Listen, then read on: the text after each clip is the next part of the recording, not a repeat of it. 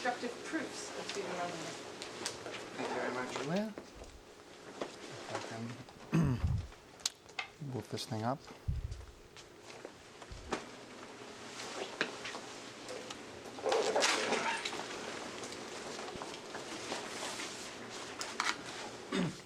So thank you to the organizers for inviting me to speak here. Thank you for coming. I'm going to talk about proofs of pseudorandomness and the fact that many of those proofs are so constructive that the proofs themselves can be used as algorithms. Is your speaker on? My microphone is on, but it's for the recording. Oh, maybe Louder? a little louder.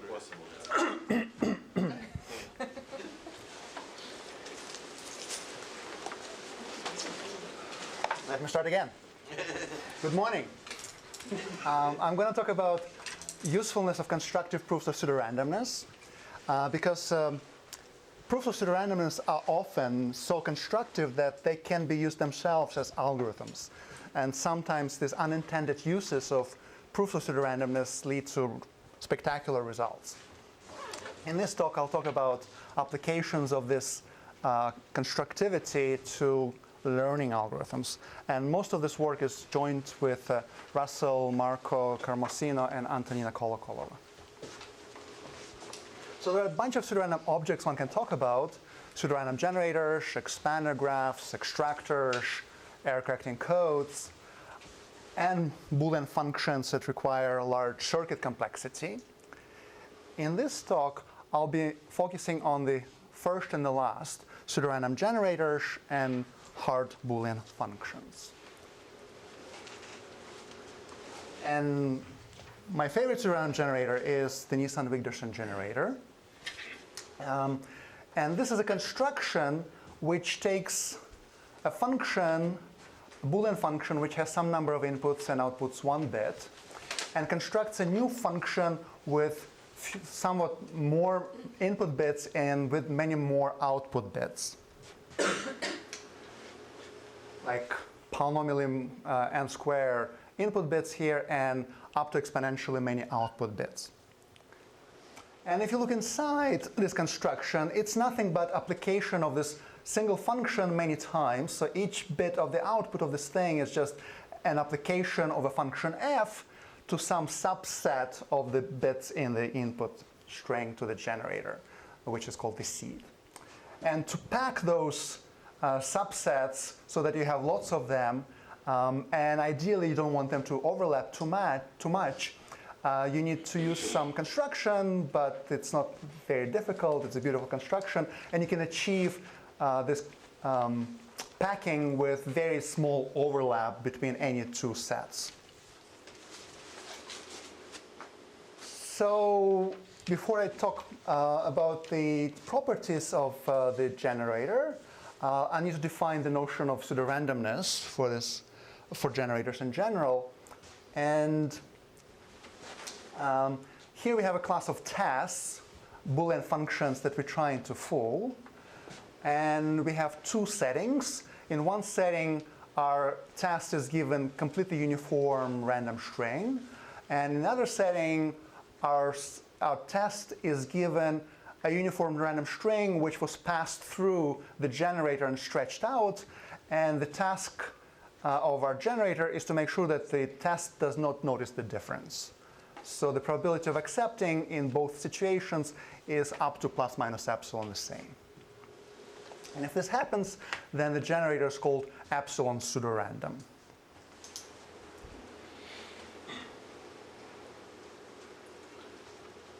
So the main result of Nissan-Wigderson's paper is to show that you can use hard functions to construct pseudorandom generators.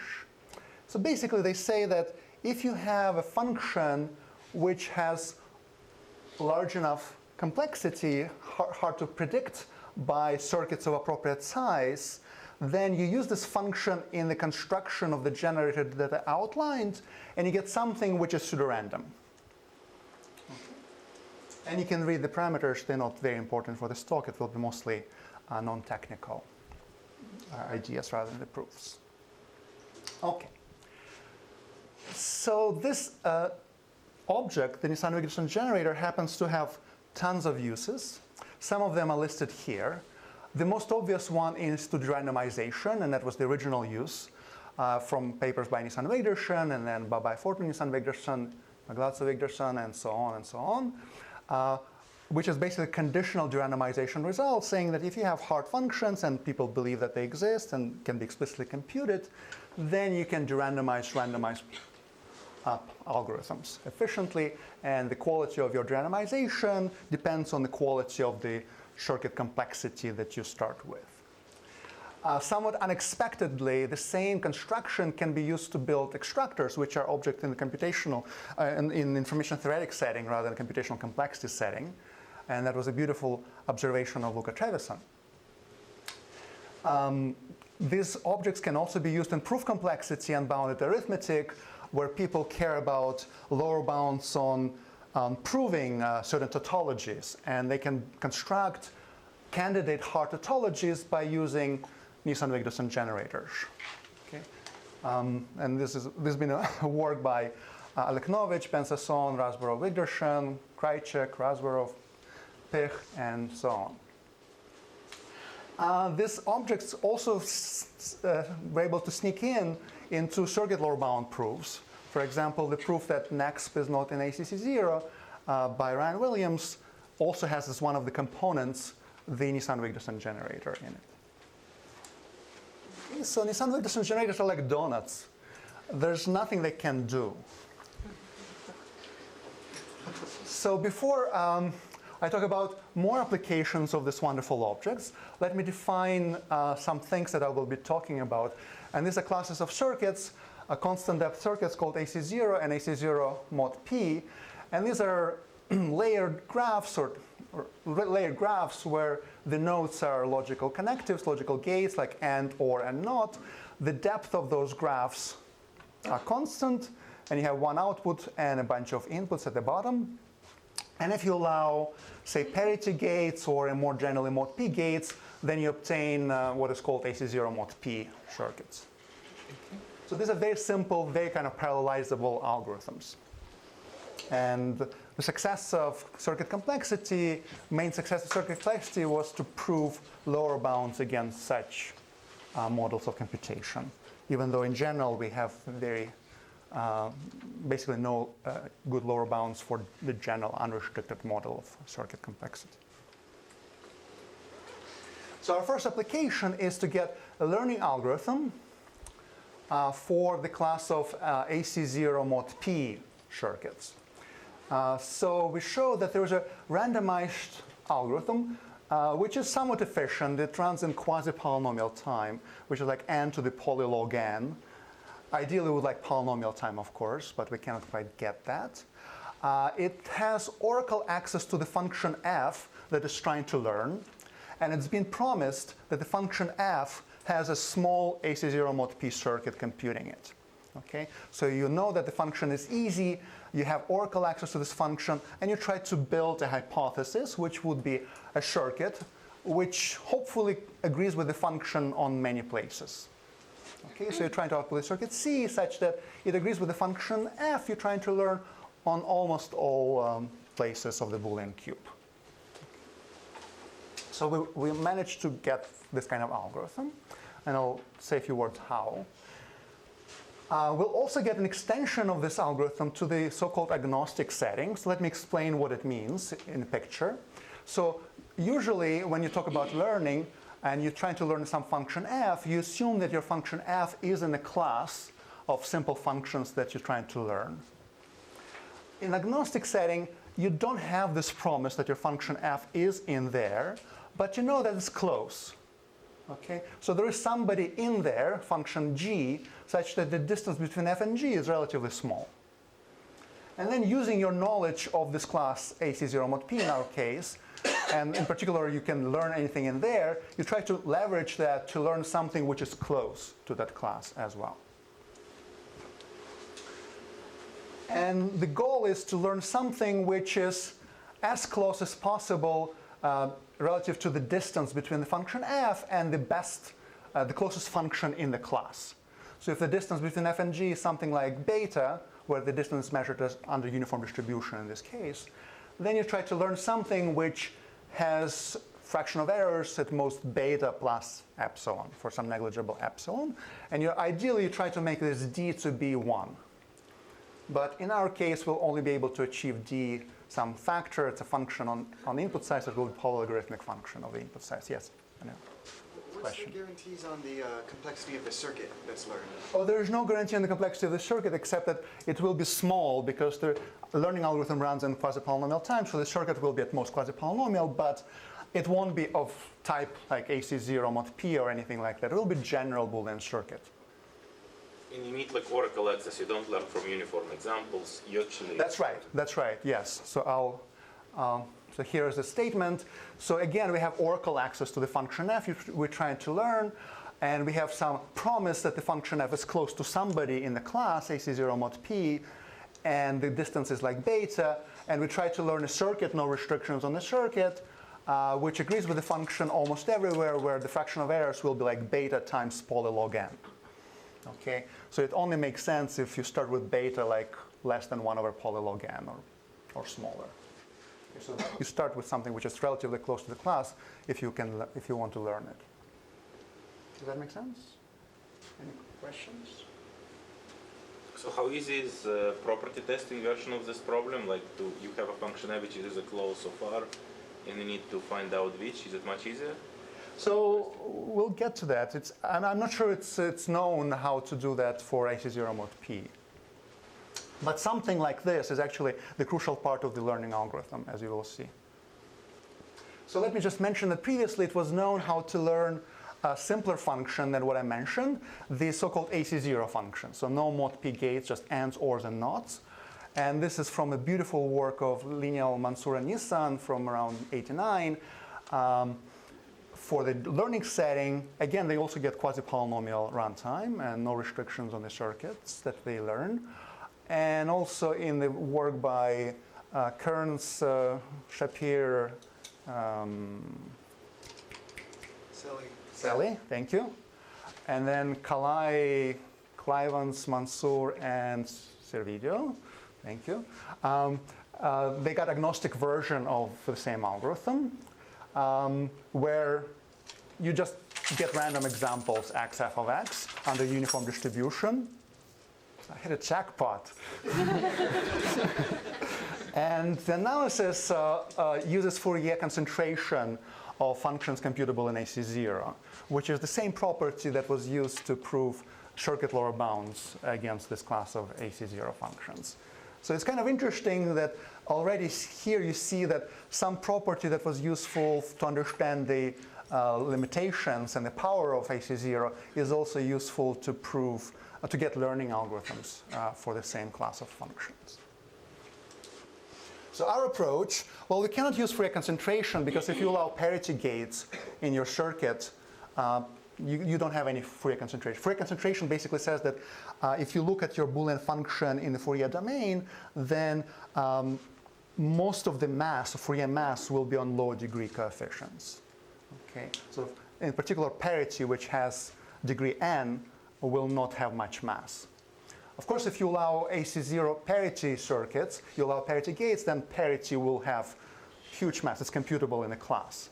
Okay, so you cannot expect any, there is no Fourier concentration, so you cannot use the same methods. So we'll be using donuts instead, NW generators. Okay, so what is NW-PRG? As I mentioned, the algorithm can be viewed as follows. You take a hard function f, you construct a pseudorandom generator, or you construct something which you hope will be a pseudorandom generator by taking f as input and building this function g of f, g sub f. And then you use this generator g sub f to fool any circuit d that is given to you. To analyze this algorithm, you need to argue that it works. So if you have some circuit d, some test d, which is not fooled, then you need to show that your function f was not that hard after all. Okay. So that would be sufficient to argue that the algorithm works. It turns out that when you actually have to prove such existential results, you can't but show something much more constructive. And in particular, as was observed by Impaglatz and Wigderson, you argue this connection by a randomized algorithm which takes an oracle access to the function f and builds a circuit for f given this distinguisher test d, which was not fooled. So not only do you show that a small circuit for f exists, you actually have an algorithm that finds it. And this algorithm that finds a circuit needs oracle access to the function f, and that's the oracle access that we'll inherit in our learning algorithm. So what do you see in this picture? You see two images? Good. What do you see in this picture? Can you see learning algorithm? Right? The thing on the right, the analysis of the PRG construction, is actually a learning algorithm.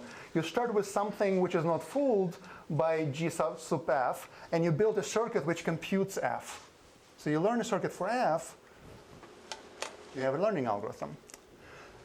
There's one small thing. You need to get this distinguisher d from somewhere, but modulo that, you have a learning algorithm. Okay, so this is how NW generators give you learning algorithms in a nutshell.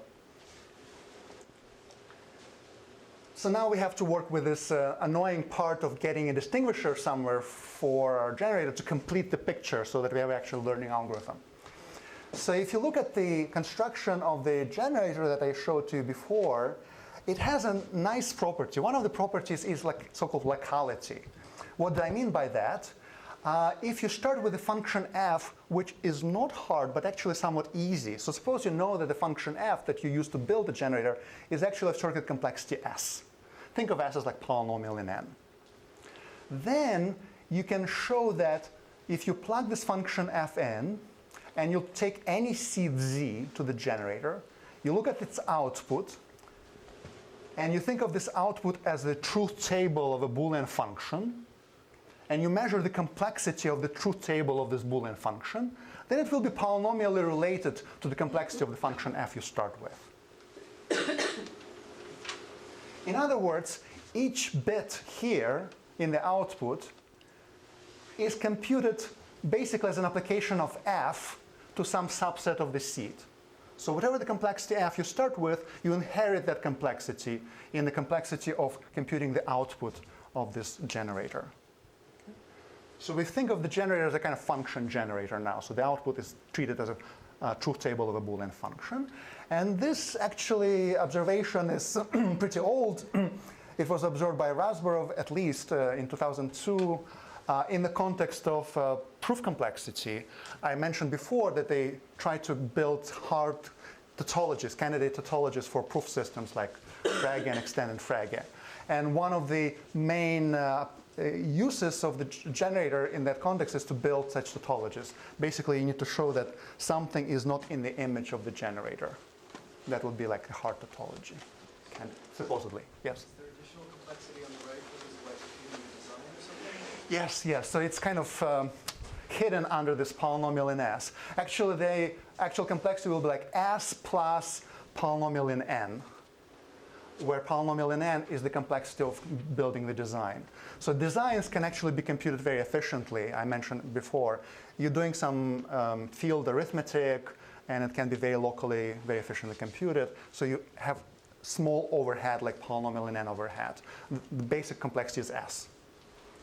Any other questions?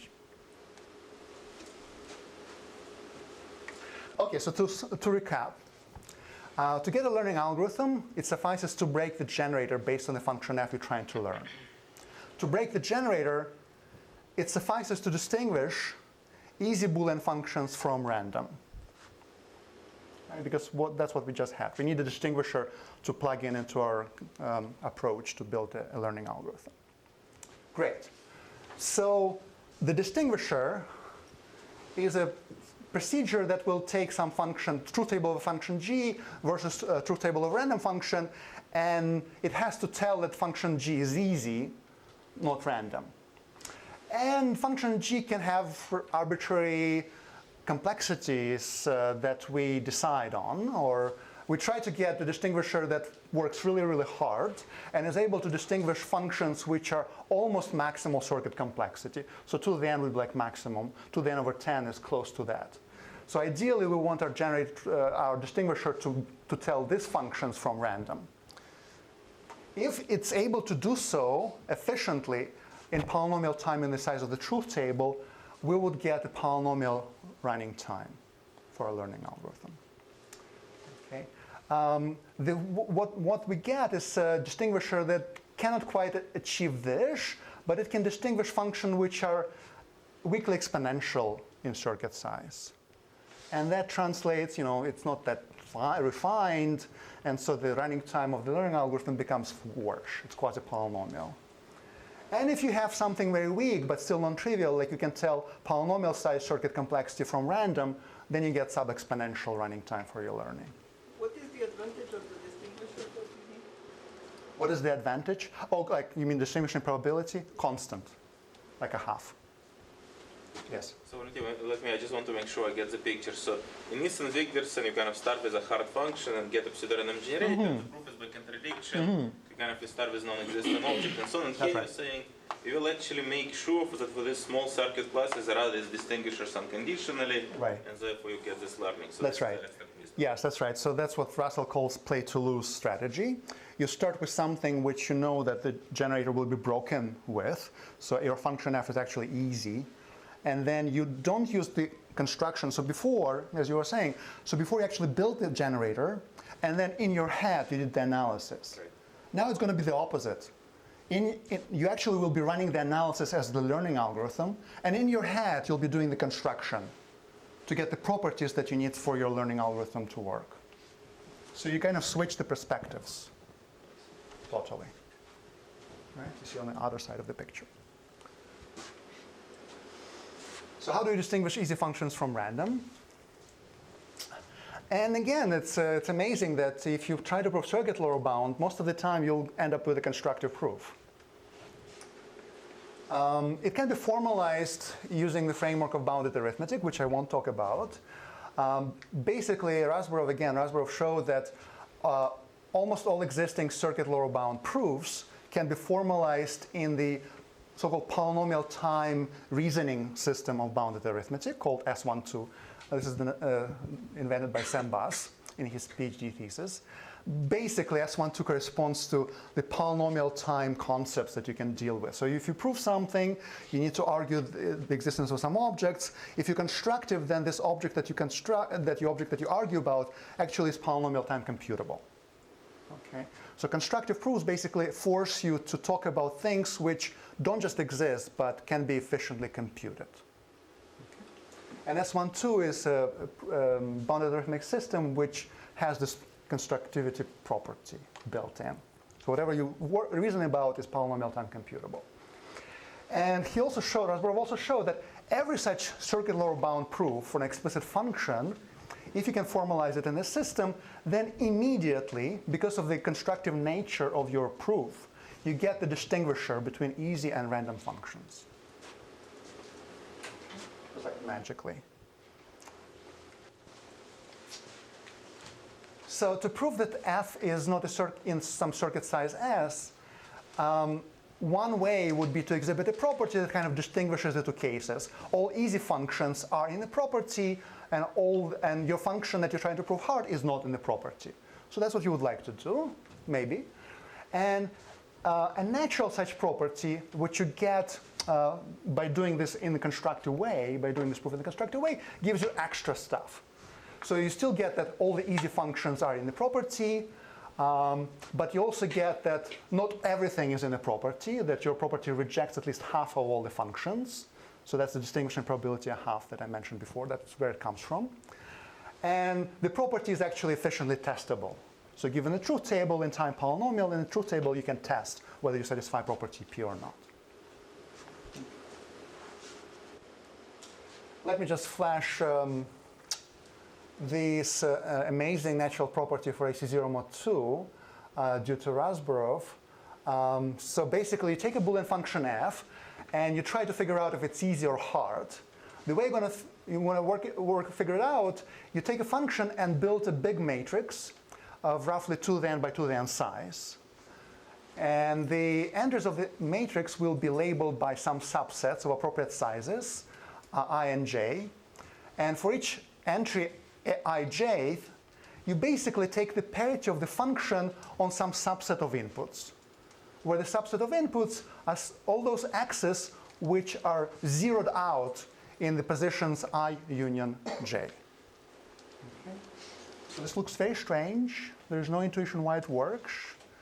And I don't have time to talk about There is intuition.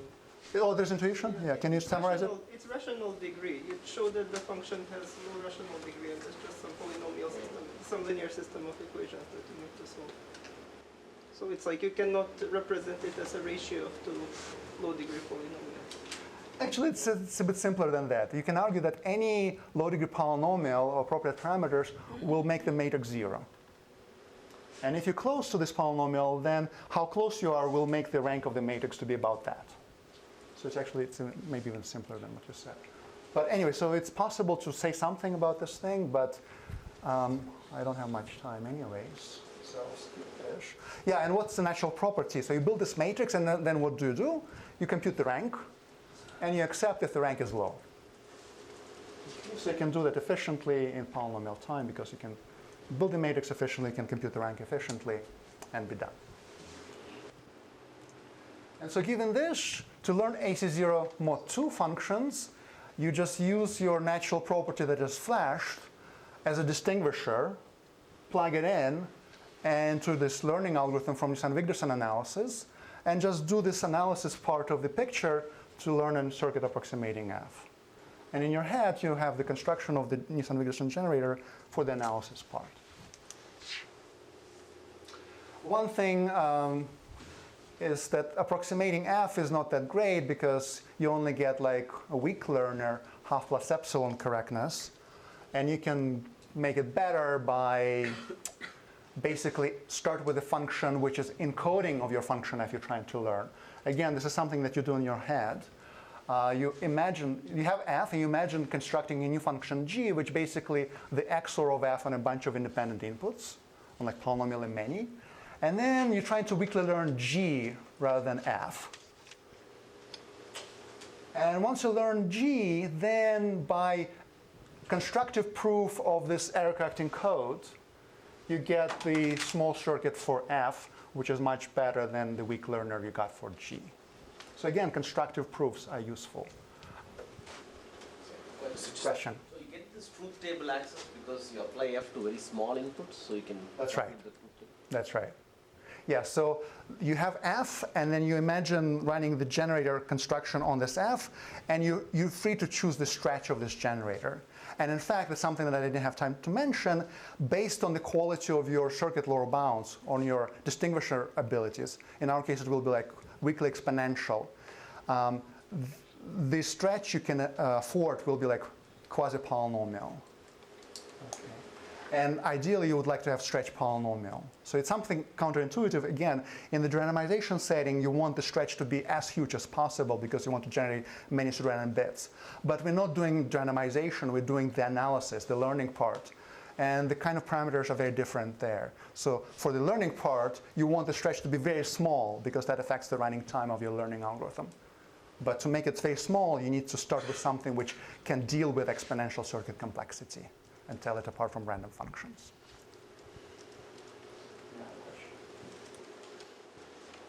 It's related. I just wanted to make sure, maybe it's back to Yes. this question that you run to small inputs, there is some kind of exponential, so you're saying the truth table is 2 to the n, and you have the sufficient 2 to the n thing, but then you're learning on size n. This is because, I guess, as Venkat said, Nielsen-Wigderson is run on this logarithmic subset, so that's So what I wanted to make sure. the learning algorithm will depend on the output size of the generator, on Nielsen-Wigderson generator. And remember, the generator just samples F in some positions and builds this string. And the stretch can be exponential, which basically means that you encode the truth table of F as part of the output, or it can be much, much less. So you kind of sample F a little bit. And we'll be able to choose the stretch to be very small, so we only sample f a little bit. But the complexity of this thing will be an exponential, because this small stretch, but f is still polynomial, but stretch is like polynomial, so you can work out the parameters and see that you have a very strong distinguisher to handle that. So in our case, we only have a weak exponential distinguisher, so we can handle quasi-polynomial stretch, and that's where quasi-polynomial running time is coming from. Russell? Maybe we'll make one hopefully clarifying remark. So we're learning the function f on inputs of a fixed size n. So we can't look at f on smaller inputs and hope that it's easier. Right.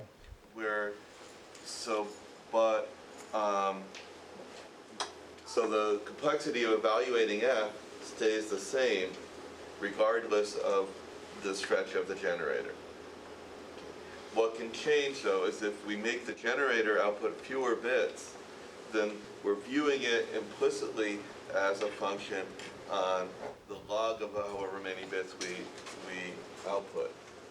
So that means the relative circuit complexity of computing that function, since the dominating factor is computing f on an input of length n, stays the same and it's sort of independent of L. If we make L small, then it has almost exponential complexity. If we make L larger, then we can make the complexity weaker, but then the algorithm takes longer. So to agnostically learn AC0 mod 2, you basically do the same thing, except that you need stronger properties from your distinguisher. Your distinguisher shouldn't tell just easy functions from random, but functions which are close to being easy from random. And you need to modify NW generator a little bit so that you ensure that the output truth tables of the generator remain close to the class of easy functions. Before we said that the function f is easy, as Russell was just saying, then the output will also be easy, and the circuit complexity will be appropriately changed depending on the stretch. Now we start with function f which is closed, and the output should stay close. And the output of the generator is some kind of sampling procedure, so you need to make sure that you sample in a good way to ensure that you stay close. And this is possible to do by adding some kind of pairwise independent component to the Nissan-Wigderson generator. I won't have time to talk about that since I'm out of time.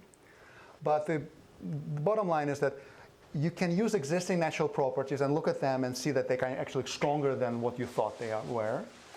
And you can modify the NW generator a bit to get something which keeps the properties you would like to keep. So summary, you have constructive analysis of NW generator, we have constructive proofs of circuit lower bounds. Voila, you get learning algorithms out. We don't have natural properties useful against ACC0. These are general mod gates, not mod prime, but mod 6 and so on. That would be nice to get that. If we have this, then we immediately get a learning algorithm for this bigger class, ACC0. We would like to have learning algorithm without membership queries if possible, like to match LMN. It may not be possible for AC0 mod 2 because of the noisy parity thing. And better learning for AC0 mod P would be great. And I'll end up here.